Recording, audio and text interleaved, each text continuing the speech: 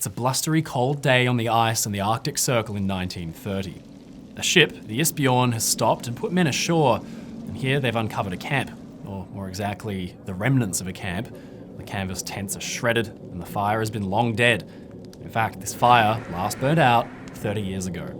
And not far away, I found the skeletons of 3 men.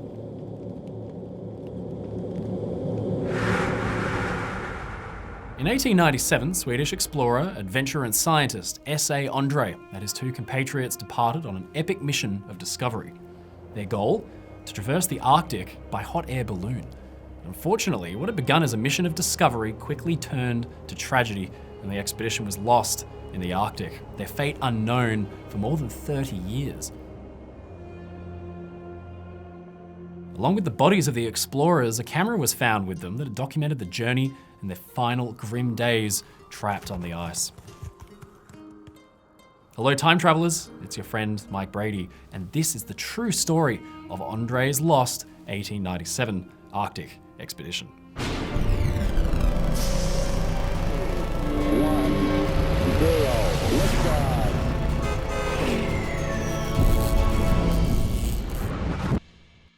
Through the 1800s, there was an epic international race taking place. New technology meant that exploring the uncharted parts of our world was finally possible, and there was nowhere more distant, remote, and forbidding, but also enticing, than the poles. The Arctic Circle in the north and Antarctica in the south became a beacon to nations trying to vie for the top positions as leaders of science and culture. It was a new form of colonialism. The great continents had been divided and subdivided into territories and states, but now the great ice fields at the top and bottom of the globe would be divvied up. Now, ships had long been the main method of exploring the ice, but they could become stuck and crushed in the ice floes. For centuries, humankind had dreamt of flight, and soaring above the hostile frozen sea was an attractive idea. The hot air balloon was the dream mode of transport for adventurers, and even popular science fiction authors were quick to hype up its abilities. Now, Jules Verne made the balloon the star of his novel Around the World in 80 Days. Now, the world was seized by balloon exploration fever, and smaller European nations were keen to give it a go. Now this is where S.A. Andree came into the picture, a dreamer, a doer, and a daredevil to his core. Salomon August Andree was born in 1854 in southern Sweden. He had a keen interest in engineering and graduated from Sweden's Royal Institute of Technology. In 1876, he had a fateful meeting.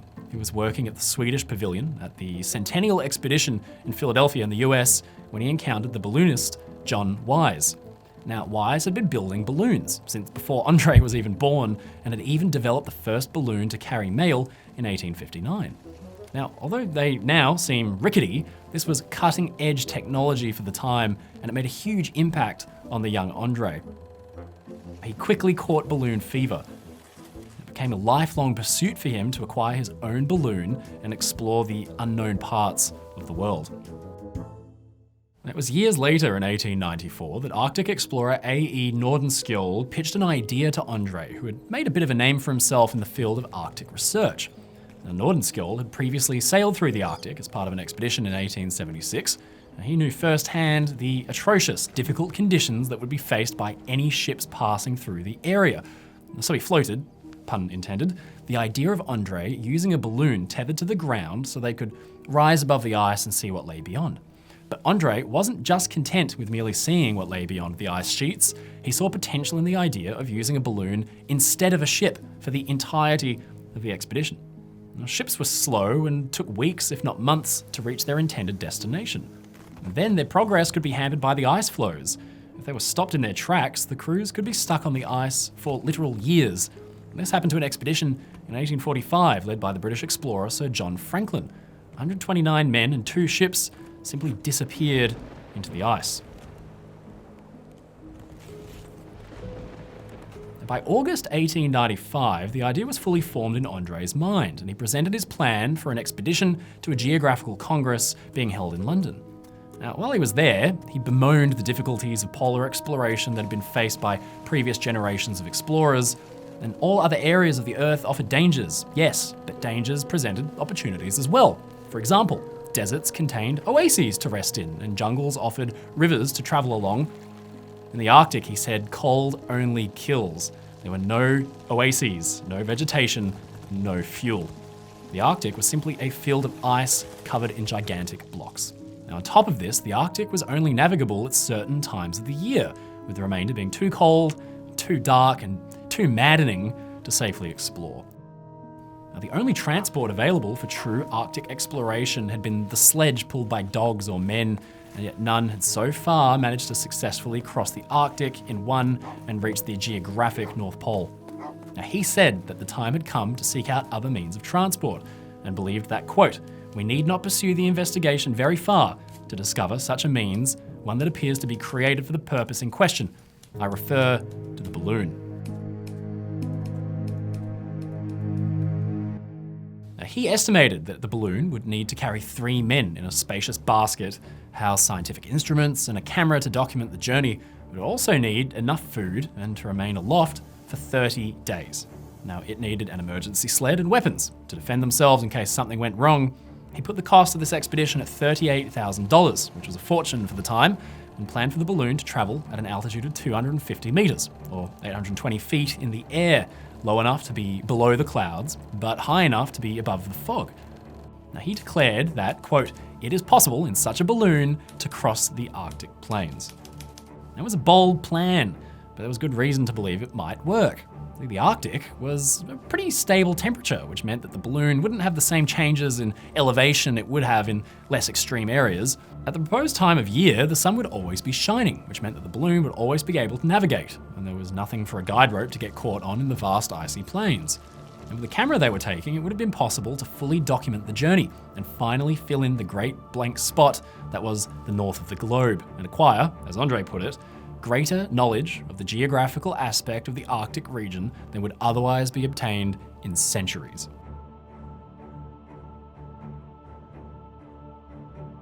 Now, had this expedition been successful, it would have made Andree and his companions the first men to reach the North Pole and would have validated a new and exciting means of transportation. Now, balloons had been used before on the small scale, but this would be the first time that such a long-distance journey would take place over unknown terrain. With this balloon, Andree hoped to finally conquer the Arctic for all of humankind. Now, the funding for the expedition was raised by private donors because, despite Andree's confidence, the Swedish government declined to fund such a risky venture.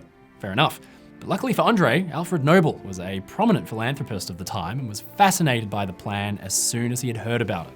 And Nobel sought out Andree and provided the majority of the funding for the expedition. However, King Oscar II, the Swedish king, was also supportive of the plan, even if the Swedish government wasn't. The North Pole was one of the last great challenges of exploration, and Oscar wanted it to be reached by a Swede. These two men provided enough money to get the expedition off the ground, literally. With funding secured, the balloon was built in Paris and dubbed the Eagle.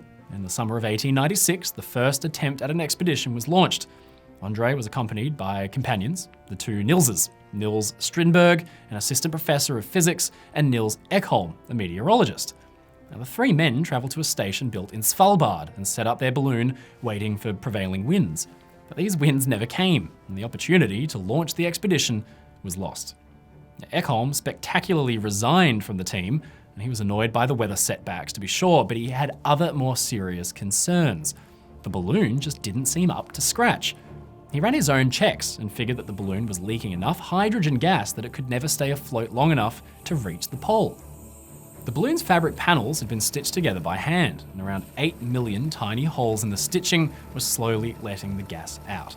By his calculations, it was losing about 68 kilograms of liftability every single day and would only be able to stay aloft for 17 days, not the 30 days required to transit the pole. Now, he threatened to resign from the expedition until a better balloon was produced. Andree was furious about the criticism and even turned to deception. He began to secretly top the balloon up with gas so it didn't appear to be leaking as much. Now, one of the project engineers found out and he told Ekholm, totally outraged by the situation, he immediately left the project and was eventually replaced by a younger engineer named Knut Frankel. Now, in 1897, the team tried again, and this time the wind was favourable. Finally, they succeeded in leaving their base of operations in Svalbard on the 11th of July. Strindberg wrote to his brother that he expected to reach the pole in 30 to 60 hours, and after that they didn't care where the wind took them, though they were hoping for Alaska. Now, should the balloon have failed, he was unconcerned because they had brought a sledge and the weapons and supplies with them, which would make them just as well equipped, he said, as other expeditions as far as that is concerned. Now, as soon as the balloon lifted off, 2 of the 3 guiding ropes were lost, which not only diminished the ability to steer, but caused a change in weight that would present difficulties for the rest of the expedition. Now, the balloon catapulted upwards, which caused a change in temperature that tore a hole in the seam of its fabric panels. It was then carried to the northeast and began to lose altitude. Now, falling into the harbour, in order to lift the balloon again, the crew was forced to ditch 9 bags of sand, and this managed to get the Eagle into the air once again. It drifted north at a speed of around 20 miles an hour and then disappeared from view. It was definitely an inauspicious start to the expedition, and although nobody knew it yet, this would be the last time that any of the 3 men on board would ever be seen alive again. Now, several photographs were taken of the balloon leaving Svalbard, including one of the moment when the balloon actually touched the water. Now, all 3 of the expedition members kept a diary, which provides a remarkable insight into the tragic events that took place in the following weeks. Now, for the first day, things were going just fine. Andree's diary is filled with observations of the colours of the snow, while Frankel recorded his weather observations, and Strindberg his astronomical ones. At 7 o'clock the next morning, the winds faltered, leaving the balloon stranded for nearly an hour. And when the wind finally returned, it was in a westerly direction rather than the north, but the morale on board was still high, and Strindberg wrote that pleasant feeling prevails.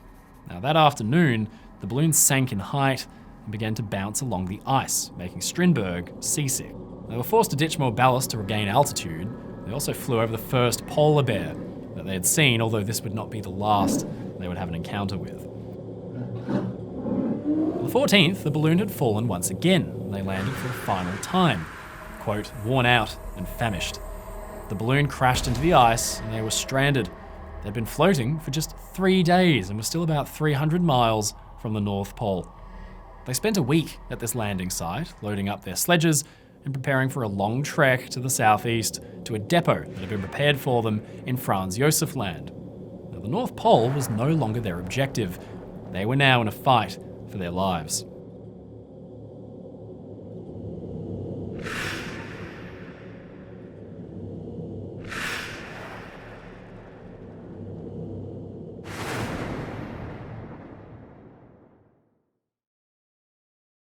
Now, the 3 men spent weeks pulling sledges across hostile, icy terrain and keeping their spirits high as best they could. On the 25th, Strindberg wrote a letter to his fiancée, wishing her a happy birthday and describing the journey, although of course he had no way to post it. On the 31st, Frankel went snowblind, and to make matters worse, they discovered, through measurements of the stars, that the movement of the ice had taken them west rather than east, and all their weeks of effort to reach Russia had been useless.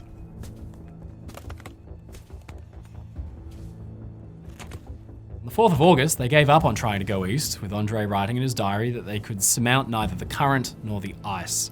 They decided to change course and head instead to the southwest. And by this time, the temperature had dropped to -2 degrees Celsius, and Frankel developed diarrhea from the canned food and was given opium. And the lack of good food was becoming serious at this point, and Andree suggested that they eat bear meat raw, which apparently tasted like oysters. They were also able to hunt on the ice with their firearms and eat what they could. It was a pretty dire situation. They made a blood pancake from bear's blood and oatmeal, which they fried in butter. And Strindberg made a soup from algae that he'd gotten from the water. It sounds delicious, but not surprisingly, Frankel then had stomach pains and had to take morphine. At this point, it was September, 2 months since they had set off on their 30-day voyage, and the ice was proving to be an incredibly harsh environment. While they'd been trying to travel southwest, the ice had been drifting southeast, meaning they were essentially walking on the spot, making no progress at all. On the 17th, Andree wrote that the snow had begun to fall, and Frankel had an injured foot that prevented him from pulling his sledge. They were nearly out of meat, and the wind had pinned them down for days. The situation was not good, but they had not given up yet either. On the 19th, Andree shot 2 seals, and they replenished their supplies. Now, that same day, he built a small house out of snow, and the three men prepared to settle in for the long winter in their new home. Unfortunately, on the 2nd of October, the ice that the house was built on top of broke apart, and the three were almost pulled into the ocean. Now, the trio built another ice house on the 4th of October, this time on White Island.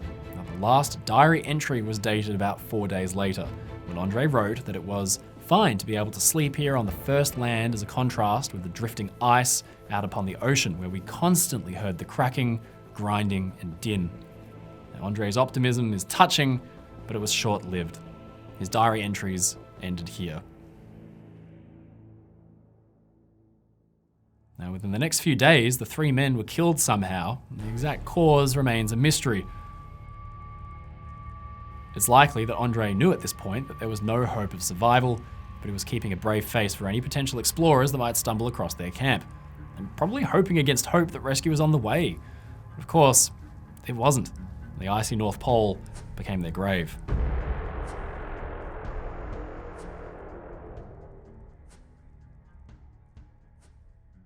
In Sweden, the expedition was thought of as being lost after only a few weeks because it was supposed to take just 30 days. Now, the steering lines that had been lost on the departure of the balloon, as well as reports of a storm that the balloon had obviously been sailing into, made it seem clear that the Eagle had been forced down without getting very far into the Arctic at all. Now, the expedition became famous across the world, and finding the remains of the three explorers was a goal for many future expeditions into the Arctic. The three men became heroes in Sweden. Even though they had been lost in the attempt, they had tried to do something never previously thought of to further the boundaries of science, and that was worth praise. After decades without information, it probably seemed as though the expedition would never be found, and the trio was lost without a trace and slowly disappeared into the history books.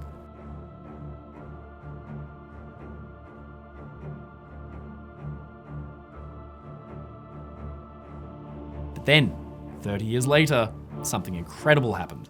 In 1930, the Brattvåg expedition, a Norwegian mission to study glaciers and expand Norwegian control of the Arctic, reached White Island to hunt and map the landscape. Now, while they were there, one of the scientists noticed part of a boat which was sticking up out of the ground. It was frozen in the ice and filled with scientific equipment, and nearby was a boat hook engraved with simple words, Andree's Polar Expedition 1896. But worse was to come. Investigating the site, they made a grisly discovery.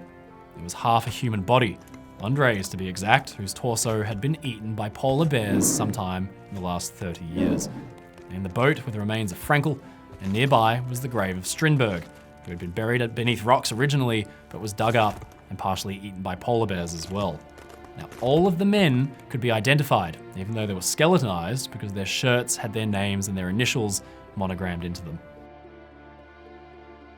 The journals and bodies that had been found at the site were recovered and taken back on board with the Norwegian expedition. Now, aside from the journals, the Norwegians made an incredible find: the intact expedition camera with its film negatives. Now, the whole ordeal had been photographed.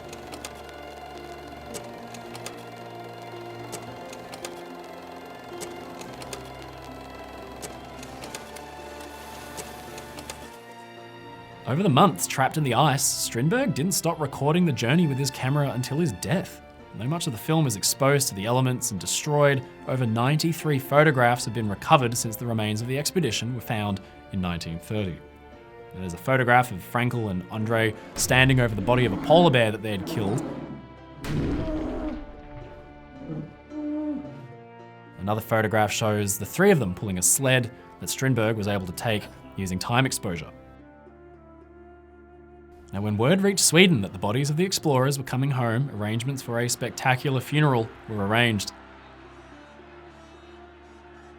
The Svensken, the same ship that had taken the three men to Svalbard in 1897, was arranged to carry their remains to Stockholm. On the 5th of October, with an escort of 5 Navy destroyers, 5 aircraft, and hundreds of civilian boats, and with church bells ringing out across Stockholm, the Svensken docked, and the bodies of the men were received on the pier by a vast crowd.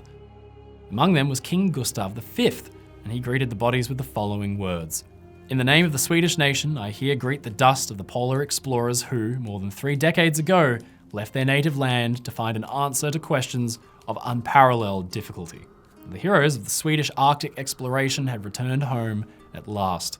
Their bodies were cremated and placed in an urn, and a monument was built to honour the three men over their grave. Now, Strindberg's fiancée, Anna, finally received the letters he had written to her more than 30 years before. And when she eventually died in 1949, her body was buried next to her new husband, but her heart was removed and buried next to the urn containing Strindberg's ashes. Also shown within the photographs is the immense ingenuity displayed by the men. There is a photograph of a fork that Andree had made for Frankel, built of strong wire, because the polar bear meat had bent the cutlery that they had taken with them. Now, numerous photos of the campsites were taken, as well as of the polar bears that they encountered on their long trek back towards civilization. Now, the most famous photographs taken on the expedition were from the 14th of July, when the Eagle was lying on its side and all hope of getting the balloon to fly again was abandoned. These dramatic images show the desolation and loneliness of the landscape and really reinforce just how isolated these three men really were.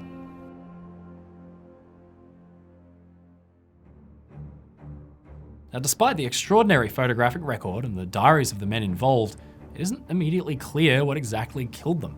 Now, numerous theories have been brought forward, which range from poisoning to being eaten by polar bears, but there are a few tantalizing clues that might tell us what actually happened to them.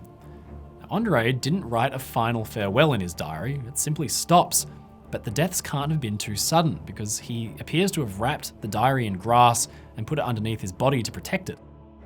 Now, the cans of food had been sealed in with lead solder, but samples taken from a fingernail in a glove didn't reveal the toxic lead levels that would be required to kill somebody. Now, according to the diary entries, spirits were high, and the men had not suffered from psychosis or fallen out with one another. There is one chilling clue to their fate, however. Andree was found with his gun next to him, as if he were prepared to make a final stand. Polar bears are one of nature's fiercest hunters and are particularly aggressive towards humans. They will hunt and attack humans for food, unlike many other predators. It's entirely likely that the three men died in a standoff with one or more polar bears. Maybe Andree was fatally wounded, carefully wrapped his diary up, and kept his gun next to him. There was a tragic end to the fatally flawed expedition. If Andree had just listened to Ekholm way back at the start and built a new and more stable balloon, the trio might have made it. But what if they had? Would it have changed anything in the history of science? Well, when it comes to the scientific validity of the mission, Andree has faced some severe criticism over the years. It's been argued that the entire expedition was simply an exercise in madness, and that his national and personal pride refused to let him recognize this, and his insistence on carrying on anyway led himself and the two others to their deaths. However, it's unfair to claim that there was nothing to this mission beyond pride. If, in another world, the expedition had succeeded, mankind would have reached the North Pole 30 years earlier than it did in real life. Now, the camera carried with them would have charted the landscape, offering new insights into geography and possible land routes into the area. The meteorological discoveries made would have provided information that was otherwise totally inaccessible to scientists of the time period, and far from being an exercise in vanity, in some ways, Andree was ahead of his time. Flying, rather than walking to the North Pole, quickly became the most effective method in the following decades. Now, the first completed journey to the North Pole took place aboard an airship in 1926, and after this, the plane became the chosen method. Now, the idea behind the expedition was sound, but the balloon was the most technologically advanced method of transport for its time. Its construction was just not up to par, and Andree hoped to ignore it to appease his financial backers. Now, had Andree's expedition succeeded, it's likely to have produced a renewed interest in the possibility of balloon travel at the time. Or at the very least, balloon exploration. For traversing dangerous regions like the Arctic and the Antarctic, the balloon would have proven to be the most successful method of transport, and future expeditions prior to airships and planes would probably have tried to replicate the feat. Now, parts of the balloon and the sled were retrieved and put on display from the 1930s on, along with artifacts from the mission. Now today, at the Tromsø Polar Museum, you can see some of those artifacts, the last monument to the bravery and foolish pride of S.A. Andree and the pioneering spirit of adventure and engineering that drove humankind to do incredible and sometimes silly things. Hello time travelers, thank you so much for watching this video. If you enjoyed it, leave a comment below and don't forget to subscribe to the channel. Until next time, remember, history doesn't repeat, but it certainly echoes.